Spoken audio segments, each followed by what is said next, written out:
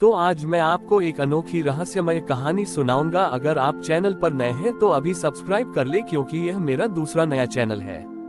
तथा कहानी पूरा देखे, अंत में एक अनोखा रहस्य छुपा है। धन्यवाद। तो सुनिए। बहुत समय पहले की बात है। एक गांव था जिसका नाम था सुखपुर। इस गांव में हर साल नवरात्रि का त्योहार बड़े ही धूमधाम से मनाया जाता था। सुखपुर के लोग देवी दुर्गा की बहुत भक्ति करते थे और मानते थे कि उनकी कृपा से ही उनका गांव सुख शांति से भरा हुआ है। लेकिन गांव के पास की पहाड़ियों में एक भयानक राक्षस रहता था, जिसका नाम था धूम्रकेतु। धूम्रकेतु को अपनी शक्ति पर बहुत घमंड था और वह सुखपुर गांव की खुशियों से जलता था। उसने सोचा कि क्यों न इस बार नवरात्रि के पावन अवसर पर गांव की खुशियों को छीन लिया जाए। धूम्रकेतु ने गांव वालों को धमकाना शुरू किया। उसने गांव के तालाब का पानी सुखा दिया, फसलों को जला दिया और पूरे गांव में डर का माहौल बना दिया। लोग बहुत दुखी और निराश हो गए। उन्हें समझ नहीं आ रहा था कि वे इस राक्षस से कैसे छुटकारा पाएं। गांव के सरपंच ने गांव वालों को इकट्ठा किया और कहा, हमें घबराना नहीं चाहिए। हमें अपनी माँ दुर्गा पर विश्वास रखना चाहिए। जब तक हमारी भक्ति सच्ची है, कोई भी हमें हरा नहीं सकता। सभी गांव वाले मिलकर देवी दुर्गा की आराधना करने लगे। उन्होंने लगातार 9 दिनों तक व्रत रखा और मां के जयकारे लगाए। उनकी भक्ति की गूंज स्वर्ग तक जा पहुंची। नवमी के दिन जब गांव वाले आरती कर रहे थे, अचानक एक तेज रोशनी प्रकट हुई। इस रोशनी में से मां दुर्गा स्वयं प्रकट हुई।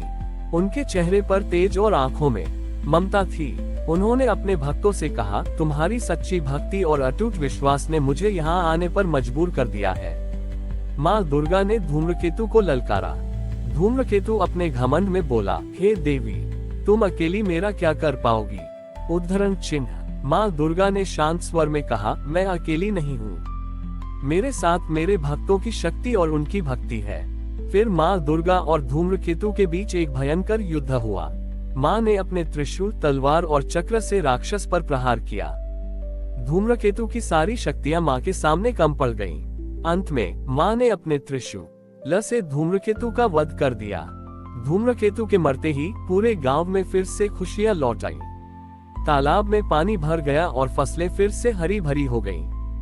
गांव वाले खुशी से नाचने लगे और माँ दुर्गा का जयकारा लगाने लगे। उस दिन से सुखपुर के लोग हर साल नवरात्रि का पर्व और भी अधिक भक्ति और उत्साह से मनाते हैं। ये कहानी हमें सिखाती है कि सच्ची भक्ति और अटूट विश्वास के आगे कोई भी बुराई टिक नहीं सकती है। सुखपुर गांव में जब सब कुछ सामान्य हो गया, तो गांव वालों ने मां दुर्गा के मंदिर का पुनर्निर्माण करने का निर्णय लिया।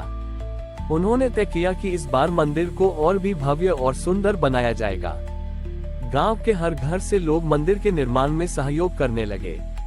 कुछ लोग पत्थर लाए, कुछ ने लकड़ी काटी और कुछ ने अपनी कला का उपयोग करके मंदिर में सुंदर नक्काशी की। इसी दौरान गांव में एक बूढ़ी औरत रहती थी, जिसका नाम था सुमति।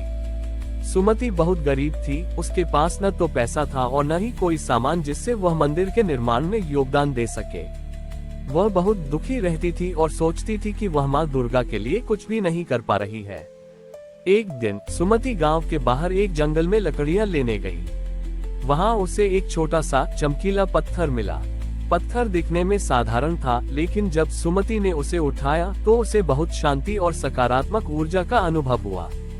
सुमति को लगा कि यह कोई साधारण पत्थर नहीं है। उसने सोचा, भले ही मेरे पास और कुछ नहीं है, मैं ये पत्थर ही माँ दुर्गा के चरणों में अर्पित कर दूंगी। सुमति ने वह पत्थर लिया और मंदिर के पास आकर बैठ गई। वह मन ही मन प्रार्थना करने लगी, हे माँ, मेरे पास कुछ नहीं है, केवल ये छोटा सा पत्थर है, कृपया इसे स्वीकार करें। उसी समय गांव के सरपंच वहां से गुजर रहे थे। उन्होंने सुमति को अकेले बैठे और प्रार्थना करते हुए देखा।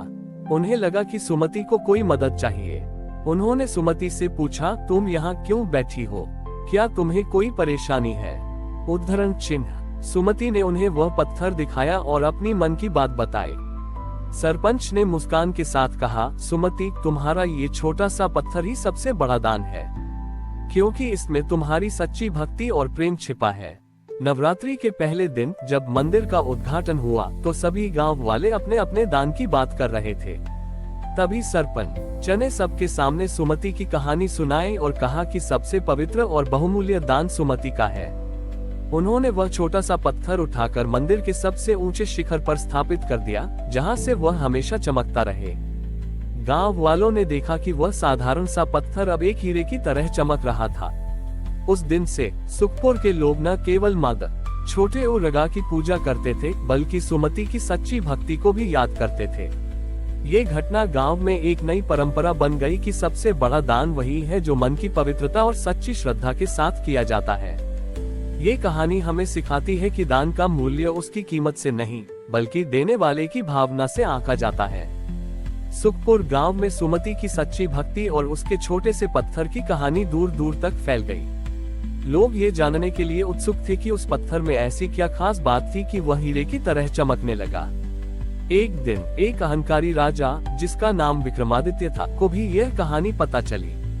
विक्रमादित्य बहुत धनी था और उसे अपनी दौलत पर बहुत घमंड था। उसने सोचा कि अगर एक गरीब की भक्ति से एक पत्थर हीरे जैसा बन सकता है, तो उसके बेशकीमती जवाहरातों से तो पूरा मंदिर जगमगा उठेगा। विक्रमादित्य अपनी सेना के साथ सुखपुर पहुंचा। उसने गांव वालों से कहा, मैं इस मंदिर को सोने और हीरों से भर दूंगा। तुम सब मेरी धन संपत्ति देखकर दंग रह जाओगे। गांव के सरपंच ने राजा को समझाया, हे राजन, माँ दुर्गा को धन दौलत से नहीं, बल्कि सच्ची भावना से प्रसन्न किया जाता है। लेकिन राजा ने उनकी बात पर ध्यान नहीं दिया। उसने अपने सैनिकों को आदेश दिया कि वे मंदिर के हर कोने को सोने और चांदी से सजा दें। उन्होंने सुमति के पत्थर को उतारकर उसकी जगह एक बड़ा सा हीरा लगा दिया। मंदिर बाहर से तो बहुत भव्य और चमकदार दिखने लगा, लेकिन अंदर से उसकी दिव्य चमक और शांति गायब हो गई थी। नवरात्रि का त्योहार आया। राजा विक्रमादित्य ने बड़े गर्व से माँ दुर्गा की आरती की, लेकिन जब उसने पूजा समाप्त की तो मंदिर में लगा हुआ बड़ा हीरा काला पड़ने लगा। धीरे धीरे मंदिर की सारी चमक फीकी पड़ गई। राजा और गांव वाले ये देखकर हैरान रह गए। तभी मंदिर से एक आकाशवाणी हुई, हे राजन, धन का अहंकार तुम्हारी आंखों पर पर्दा डाल चुका है। मेरे लिए तुम्हारी दौलत से ज्यादा उस भूली सुमति की सच्ची भक्ति महत्वपूर्ण है। मेरे भक्तों का मन ही मेरा सबसे बड़ा मंदिर है। राजा विक्रमादित्य को अपनी गलती का एहसास हुआ। उसने तुरंत सुमति को ढूंढकर उसके चरणों में माफी मांगी। उसने उस काले पड़े हीरे को हटा दिया और सुमति के पत्थर को वापस उसके सही स्थान पर स्थापित कर दिया। जैसे ही वह पत्थर वापस अपनी जगह पर लगा, मंदिर में फिर से वही दिव्य प्रकाश और शांति लौट आए। राजा ने अपना घमंड त्याग दिया और उसने गांव वालों के साथ मिलकर एक बड़ा अन्नदान आयोजित किया। इस घटना के बाद राजा विक्रमादित्य एक नया जीवन जीने लगा और उसने अपनी दौलत का उपयोग गरीबों और जरूरतमंदों की मदद के लिए करना शुरू कर दिया। ये कहानी हमें सिखाती है कि सच्ची भक्ति और निस्वार्थता धन और अहंकार से कहीं अधिक शक्तिशाली होती है। हमारी और भी आध्यात्मिक एवं अनोखी कहानियां देखने के लिए हमारे चैनल पर जाएं तथा धार्मिक एवं पौराणिक अनोखी कहानियां हमारे चैनल पर है। कृपया जाके देखें तथा हमारे चैनल को सब्सक्राइब करके रखें और वीडियो लाइक जरूर करें। धन्यवाद।